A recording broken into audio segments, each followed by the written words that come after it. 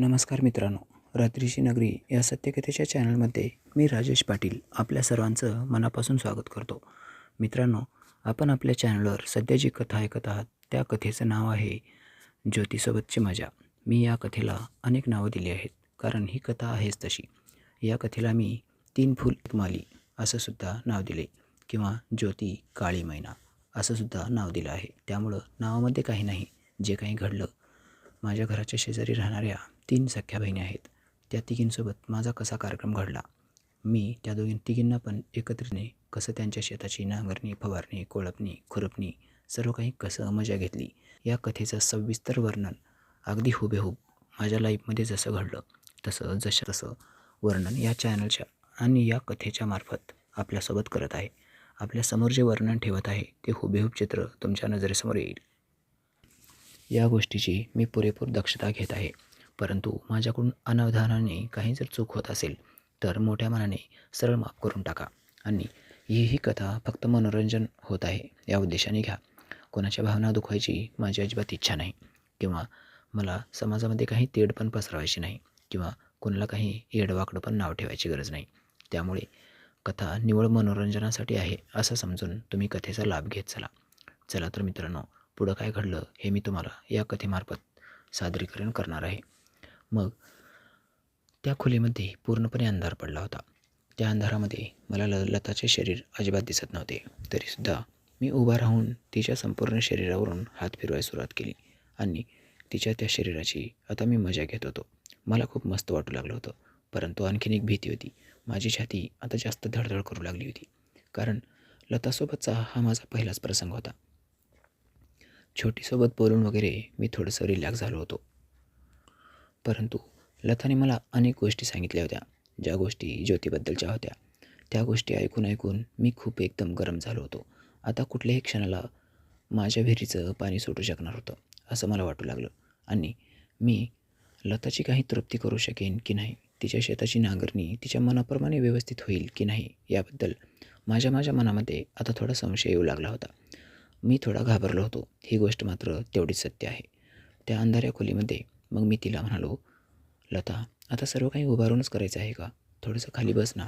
ती मला म्हणाली, ठीक आहे. मग जशी ती तयार झाली, आता एखादी स्त्री आपल्या मनाप्रमाणे कधी चालते? तिला जर सर्व काही आपल्याकडून पाहिजे असेल, ती स्वतःच्या मनानं तयार होते. असंच मी पण, हे माझं लॉजिक होतं आणि हेच लॉजिक वापरून मी आता पुढील कार्यक्रम करणार होतो. मग मी तिला हळूच म्हणालो, लता प्लीज लाईट चालू कर ना. ती मला म्हणाली, अजिबात नाही, तुला जे काही करायचं ते सर्व काही अंधारात करावं लागेल. मग मी म्हणालो, का? त्याचा आकार खूप काळा आहे का? मग ती मला म्हणाली, आकार काळा नसतो साहेब, रंग काळा असतो. आणि आकार आणि रंग याबद्दल तुम्हाला काही देणं घेणं आहे का? रंगाचा काय विषय आहे? मजा तर तीच मिळणार आहे. मी थोडीशी दिसायला काळी सावळी असली म्हणून काय झालं? मग ते काळं आहे म्हणून मी अंधार केला आहे असं म्हणायचं की काय? मी हसू लागलो आणि तिला म्हणालो, नाही ग बाई, असं काही नाही. काळं आणि गोरं त्यामध्ये काय आहे? फक्त मजा घेता आली, मजा देता आली, बस झालं. बाकी काय करायचं आहे? माझं काम फक्त नांगरणी करायचं आहे, मी नांगरणी करून देणार. ती म्हणाली, नांगरणी, पेरणी, कोळपणी, खुरपणी सर्व काही तुलाच करायचं आहे आणि सर्व काही माझ्या मनाप्रमाणे झालं तरच तुला मोबदला भेटेल, नाहीतर आजची हजेरी अजिबात भेटणार नाही. तुला मी कामाला लावलं आहे, काम कर, व्यवस्थित काम कर, नाहीतर तुला पगार मिळणार नाही. मी म्हणालो, ठीक आहे, पगार म्हणून काय देणार आहेस? तिनं लगेच माझ्या तोंडावर हात ठेवला आणि मला म्हणाली, तुला काय पाहिजे सांग. मी तर तुला सांगितलं ना, पगार म्हणून काय देणार आहे. मग मी म्हणालो, तू सांग ना, तुझ्या तोंडाने ऐकायची इच्छा आहे. ती मला म्हणाली, तुला माहीत आहे मी पगार म्हणून तुला काय देणार आहे ते, आणि मी तर तुला पगार म्हणून द्यायला कधीचीच तयार झाली आहे. मग मी म्हणालो, हो, तू स्वतःच मला पगार म्हणून मिळाली आहेस, आणखीन काय पाहिजे? तसं ती लगेच मला म्हणाली, तुला आणखीन बरंच काही पाहिजे, मला सर्व काही माहीत झालं आहे. मग मी म्हणालो, आता तुला काय माहीत झाले? आमच्या दोघांचा खेळ रंगू लागला होता, परंतु बोलणंसुद्धा तसंच चालू होतं. जे बोलणं चालू होतं कार्यक्रम असताना ते बोलणं मी तुमच्यासमोर जशास तसं मांडत आहे. मित्रांनो, मग ती मला म्हणाली, अरे, तुला पगार म्हणून मी डायरेक्ट छोटी देत आहे. मी हसू लागलो आणि म्हणालो, वाह, काय भारी चॉईस केली आहेस राव. तसं ती मला म्हणाली, का आवडली नाही का तुला छोटी? अरे, मग तर कसं अधाशासारखं तिच्याकडे बघत होतास, एकदा माझ्याकडे बघत होतास. मी तिला म्हणालो, छोटी तर मला खूप आवडली आहे आणि पगार म्हणून तर मी ती घेणारच आहे. तू दिलीस तरी घेणार आहे, नाही दिलीस तरी घेणार आहे, परंतु तू एक मात्र माझ्यासोबत रॉंग केलीस यार. लता मला म्हणाली, आता काय झालं? आता काय रॉंग केले? मग मी म्हणालो, अगोदर मला छोटीसोबत कार्यक्रम करायचा होता. तिच्या शेताची मशागत करायची होती. थोडी नांगरणी खुरपणी करण्याचं मी तिचं अगोदर काम घेतलं होतं. परंतु तू मला तिचं काम करू दिली नाहीस. तिच्या शेतावरून तू मला थेट उचलून आणलीस आणि स्वतःच्या शेतावर बसवली आहेस. मग ती हसू लागली आणि म्हणाली, साहेब, आपल्याला जर मजूर आवडला तर तो मजूर आपल्या शेतावरून कामाला लावणं कुठं चुकीचं आहे? त्या मजुराला मी जास्त पैसे देऊ करीन, त्याचा मोबदला मी जास्त प्रमाणात देईन आणि तुला माझ्याकडचा मोबदला आवडला म्हणून तर तू माझ्या कामावर आलास. तुझा जो शेतगडी होता किंवा शेताचा मालक होता तो थंड झोपी गेला आहे.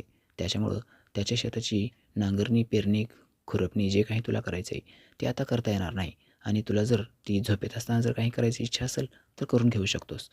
तसं मी म्हणालो, झोपेमध्ये असतानासुद्धा मी तिच्या त्या शेतावरून हात तर फिरवू शकतो ना? तसं लता म्हणाली, ठीक आहे बाबा, तुझी इच्छा पूर्ण करून घे. मग मी लताला म्हणालो, आता तरी लाईट चालू कर ना. मग ती मला लगेच म्हणाली, का लाईटमध्ये एवढं काय अडकलं आहे तुझं? लाईटजवळ काय आहे? मग मी म्हणालो, अगं आता तू म्हणलीस ना शेजाऱ्याच्या शेताची पण नांगरणी खुरपणी करायचे, मग ते शेत कसं आहे, त्याचा आकार उकार सर्व काही बघावं लागेल ना मला. त्याचा रंग रूप सर्व काही बघायचं आहे मला. कारण सर्व काही बघितल्यानंतरच मी ठरवू शकेन ना, मी नांगरणी करू शकेन की नाही, त्याला किती चार्जेस लागतील, काय होईल. कारण शेतातलं काम खूप अवघड असते. असं म्हणून मी हसू लागलो. ती मला म्हणाली, ठीक आहे, तुझी इच्छा पूर्ण करते मी, म्हणून ती उठली. ती उठून जशी बाजूला झाली तसं माझ्या लक्षात आलं ती आता लाईट चालू करायला जात होती. मग तिनं पलीकडे जाऊन तो लाईटचा स्विच ऑन केला. तसं त्या खोलीमध्ये एकदम दुधाळ प्रकाश पसरला. त्या दुधाळ प्रकाशामध्ये मला संपूर्ण काही आता क्लिअर दिसू लागलं होतं. जशी लता माझ्याकडे येऊ लागली तसं मी लताकडं पाहतच राहिलो. तिचं ते कमालीचं मादक शरीर माझ्या नजरेतून आता सुटतच नव्हतं. छोटीकडे बघायचा मोह माझा कधीच आवरला होता. जरी दिसायला लता थोडीशी काळी असली तरीसुद्धा नाकी डोळी खूप नीटास होती आणि तिचं सौंदर्य खूपच एकदम उठावदार दिसत होतं. मी म्हणालो, अगं मला वाटलंसुद्धा नव्हतं तू एवढी भारी असशील. तशी ती मला म्हणाली, आता काय झालं, तुला शेजाऱ्याचं शेत बघायचं होतं आणि माझ्याकडेच बघून हैराण झालास की काय? तसं मी म्हणालो, नाही गं बाई, असं काही नाही. मग ती मला म्हणाली, पुरुषांची जात अशीच असते, जेवढं मिळतंय त्यावर ते कधी समाधान मानतच नाहीत. आणखीन पुढं त्यापेक्षा जास्त काही मिळतं का हेच ते बघत असतात. मग मी म्हणालो, ठीक आहे, मी बघितलं म्हणजे काय चुकलं का? मी फक्त बघायचीच इच्छा जाहीर केली ना. आणि असं पण मी बघू शकलो असतो आणि पूर्ण रात्रभर पण मी बघू शकतो. ज्या शेतामध्ये मला मेहनत करायची आहे त्या शेताचे मोजमाप तरी मला माहीत पाहिजे ना. कारण मला किती एकरवर नांगरण फिरवायचं आहे, किती एकर पेरायचं आहे, की काय काय कुठं कुठं काय काय आहे, मला सर्व काही बघावं लागेल ना. विहीर कुठे आहे, तलाव कुठे आहे, बंधारा कुठं आहे, हे तर मला बघावं लागेल. बिना बघता कोणी शेताचं गुत्त घेतं का? कोणी बिना बघता काम करायला तयार होतं का? तसं लता मला म्हणाली, हो हो, मला समजल्या तुझ्या भावना, तू खूपच हुशार आहेस. तू जमू देणार नाहीस कोणालाच. आत्तापर्यंत कधी कोणाला जमू दिला नाहीस, ते आत्ता काय जमू देणार? मग मी म्हणालो, तू माझ्यावर चिडतेस का गं? चिडण्यासारखं मी केले तरी काय? ती मला म्हणाली, दुपारी दीदीला पण अशाच बोलण्याच्या मोहजाळामध्ये तू अडकवलं असणार, म्हणून तर ती तयार झाली असेल. मग मी लगेच म्हणालो, आता मगाशीच तर तू सांगितलीस दीदीची करामत आणि परत आता मला तिच्याबद्दल तिची बाजू घेऊन भांडतेस की काय? ती मला म्हणाली, अरे जे काय आहे ते सत्य सांगायला त्यात काय एवढं विशेष आहे? मी सांगितले म्हणून काय झालं आणि चुकीचं काय आहे? जे सत्य होतं तेच सांगितलं. आणि हो, सर्व काही तुला पण माहीत असायला पाहिजे ना. कारण दीदीनं जर तुला अंधारात ठेवलं तर सर्व गोष्टी तुला माहीत पाहिजेत. मी म्हणालो, अगं तसं काहीच नाही. मुलीचे किती बॉयफ्रेंड असतात, काय करतात, कुठं जातात, हे कधी कोणाला अंदाज लागू शकत नाही आणि आत्तापर्यंत कोणाला ते अंदाज लागू देत नाहीत. तसं ती मला लगेच म्हणाली, म्हणजे माझं पण काहीतरी आहे असंच तुला म्हणायचं आहे ना? मी म्हणालो, अगं किती संशय घेतेस, एक बोललं की तू दुसरं बोलतेस. काय राव, बोलू की नको हेच मला काही समजत नाही. मग ती मला म्हणाली, तुला जे शेतावरचं काम दिले ना फक्त तेवढं कर. बाकी बोलून तुझा पण दिमाग आणि माझा पण दिमाग, दोघांचं पण दिमाग तू खराब करू नकोस. तू रोजगारी आहेस, रोजानं काम करायला सुरुवात कर. मी म्हणालो, तुझ्याकडून मी रोजगार काही मोजून घेतला नाही. मग ती मला म्हणाली, तुला माझ्यासोबत भांडण करायचं आहे का? मी म्हणालो, हो, मला तुझ्यासोबत भांडण करायचं आहे आणि भांडण पण साधं सोपं नाही. मला तुझ्यासोबत चांगलं झटापटीचं भांडण करायचं आहे. मग ती मला म्हणाली, लाव ना ताकद, तुझ्यात जेवढी काही ताकद आहे तेवढी ताकद लाव. मित्रांनो, तिनं ताकद लाव म्हणल्यानंतर मी माझा नांगर आता खाली पसरवला आणि तिच्या त्या शेतामध्ये आता मी खोदकाम सुरू केलं. परंतु माझा नांगर काही केल्या तिच्या जमिनीमध्ये घुसायला तयार नव्हता. तिची बहुतेक ही नांगरून घेण्याची पहिलीच वेळ असावी. ती कार्यक्रमाला तर तयार होती. मग माझा जसा नांगर जात नव्हता त्यामुळे मी माझ्या हाताच्या बोटाचं सहारा घ्यायचं ठरवलं. मी माझ्या हाताचं बोट तिच्या विहिरीमध्ये घातलं आणि त्यामध्ये पाणी आहे का ते चाखू लागलो. त्या पाण्याला मी चापचू लागलो. तिथला संपूर्ण भाग, विहिरीचे कट आणि विहिरीच्या आजूबाजूची जागा पूर्णपणे ओली झाली होती. परंतु माझा नांगर काही केल्या तिच्या विहिरीमध्ये जातच नव्हता. आता काय करावं मला काही सुचत नव्हतं. मी खूप वेळ विचार केला, परंतु मला सोल्युशन काही सापडत नव्हतं. शेवटी तीच मला म्हणाली, "राजेश, तुझा नांगर खूपच मोठा आहे आणि माझी विहीर खूप लहान. तुझ्या नांगरानं माझी विहीर काही नांगरली जाणार नाही. हे खोदकाम तुझ्याच्यानं होणं शक्य वाटत नाही. त्याच्यामुळं आपण काही दिवस स्थगिती देऊ. परंतु ह्या कामाला स्थगिती देणार म्हणजे मी, आणि मी म्हणजे ह्या कामाला स्थगिती देईल असं वाटतंय का तुम्हाला?" मी तिला म्हणालो, "अगं, मी एकदा गुत्त घेतलं कामाचं की ते काम फायनल केल्याशिवाय सोडतच नाही. तू कशाला काळजी करतेस? मी आहे ना. मी तुझी जमीन नांगरून देईन. तू काही टेन्शन घेऊ नकोस. परंतु ह्या जमिनीवर अगोदर फवारणी करावी लागेल. काहीतरी केमिकल वगैरे टाकावं लागेल." तसं ती मला म्हणाली, "आता केमिकल म्हणून माझ्याकडे व्हॅसलीन आहे आणि खोबरेल तेल. चालते का बघ?" मी म्हणालो, "ठीक आहे. तू काय कर, व्हॅसलीन घेऊन ये. कारण खोबरेल तेलाने संपूर्ण कपडे खराब होतील. ते खोबरेल तेल जास्त उडतंय." मग ती मला म्हणाली, "ठीक आहे. मी व्हॅसलीनची डब्बी घेऊन येते." तसं तर मला दुपारी दिवस मावळला तेव्हाचा अंदाज आला होता. त्याच्यामुळं मी मेडिकलवरून नवीन डब्बी घेऊन आले. मग तिनं माझ्यासमोर ती व्हॅसलीनची नवी कोरी डब्बी आणून दिली. मी ती डब्बी माझ्या हाताने फोडली आणि तिच्या त्या विहिरीच्या काही वरच्या भागावर आणि माझ्या नांगराच्या फाळाला काही व्हॅसलीन लावलं आणि परत मी खोदायचा प्रयत्न करू लागलो. तिच्या विहिरीवरून मी माझा नांगर फिरू लागलो. त्यावेळेला मी एक गोष्ट ऑब्झर्व केली. ती गोष्ट अशी होती, माझा नांगर तिच्या त्या साईजपेक्षा थोडासा मोठा होता.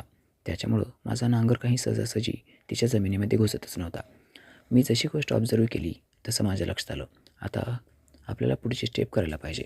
मग मी म्हणालो, "तू तुझे दोन्ही पाय फाकव, कारण तुझी जमीन थोडीशी फाकली पाहिजे. तुझ्या जमिनीला वापसा यायला पाहिजे.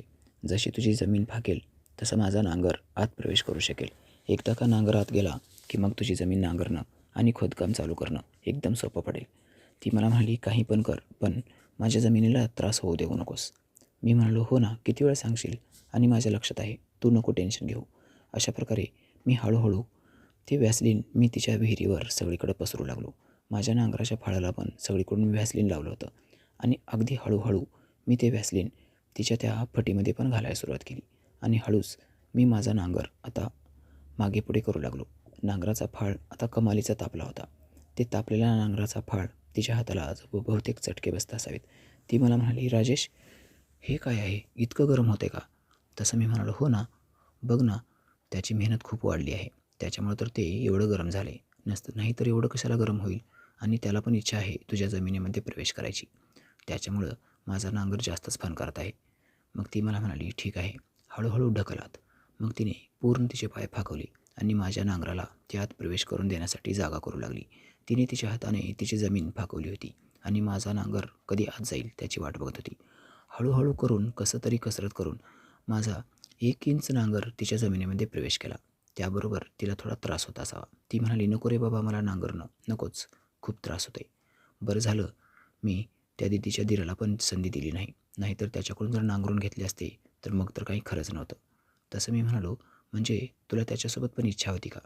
तसं ती म्हणाली, "मला येणाऱ्या जाणाऱ्या प्रत्येक पुरुषाकडून नांगरून घ्यायची इच्छा आहे.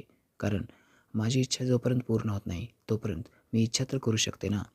कधी कोणासोबत मी गेले तर नाही. कधी कोणाला माझी जमीन नांगराय पण दिली नाही. इच्छा ठेवणं काही चुकीचं नाही. एकदा का तू माझी इच्छा पूर्ण केलास की परत कशाला दुसरा गडी ठेवन मी. माझ्या शेतीची मशागत करायचं काम मी परमनंट तुलाच देऊन टाकेन. आणि एकदा का एक गडी कामाला लावला की दुसरा गडी लागतोच कशाला? काय गरज आहे दुसऱ्या गड्याची? परंतु त्या गड्यानं आपली मनोभावे सेवा करायला पाहिजे. बस एवढीच अट आहे. जर तू माझी मनोभावी सेवा केलास तर सर्व जमीन तुझीच. सर्व काही तू एकटाच लुटशील. सर्व काही मशागत करायचं, पेरायचं, कुळवायचं, नांगरायचं, खोदायचं, जे काही काम आहे ते अगदी मनोभावे माझी सेवा करून करायचं. त्याच्यामुळं तुला मोबदला पण मिळेल आणि खायला मेवा पण मिळेल." मग मी तिच्या दुधाकडे बघू लागलो आणि म्हणालो, "काम केल्यानंतर मी जेव्हा थकेन त्यावेळेला मला दूध पण लागते प्यायला.